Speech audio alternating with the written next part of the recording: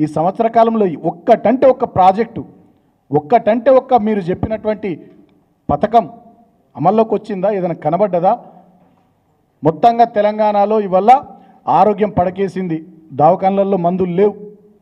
గాంధీ ఉస్మానియా నుంచి మొదలుకొని గ్రామ స్థాయిలోని ప్రైమరీ సబ్ హెల్త్ సెంటర్ వరకు దవాఖానలలో మందులు లేవు, డాక్టర్లు లేరు, వైద్యం పడకేసింది. గురుకులాలు నాశనం అయిపోయినాయి, స్కూళ్ళన్నీ ఖతమైపోయినాయి. డ్రాప్అవుట్లు గురుకులాల్లోనే ఇంటర్మీడియట్ స్థాయిలో 40% డ్రాప్అవుట్లు పెరిగిపోయినాయి. ఇవాళ రైతుల ఆత్మహత్యలు పెరిగిపోయినాయి, చేనేత కార్మికుల ఆత్మహత్యలు పెరిగిపోయినాయి. తెలంగాణలో కరెంటు చక్కగా వస్తలేదు, ఊళ్ళల్లో ఇబ్బందులు పడుతూ ఉన్నారు. ఇవాళ ఎంఎస్ఎంఈ ఇండస్ట్రీ కూడా మొత్తం హైదరాబాద్లో వాళ్ళు ఇబ్బంది పడుతూ ఉన్నారు కరెంటు కోతలతోని.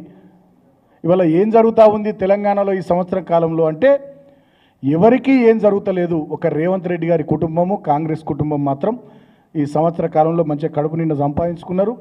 రాబోయే 7, 8, 9, 10 తరాల వరకు కూడా కూర్చొని తిన్న అరగనంత రేవంత్ అంటే మేము రవ్వంత అని విమర్శించేది. ఇవాళ రవ్వంత కాదు, ఆయన కొండంత అయిపోయిండు. అంత సంపాదించుకున్నాడు, బాగా సంపాదించుకున్నాడు.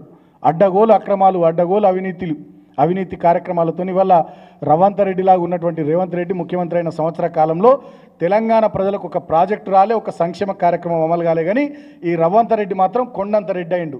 కోట్లాది రూపాయలు, వేల కోట్ల రూపాయలు రియల్ ఎస్టేట్ వాళ్ళని బెదిరించి, ఫార్మా కంపెనీలను బెదిరించి, సినిమా ఇండస్ట్రీ వాళ్ళని బెదిరించి, వ్యాపారస్తులను బెదిరించి, అందరిని బెదిరించి ఢిల్లీకి పంపిస్తున్నాడు. ఈయన దాచుకుంటున్నాడు.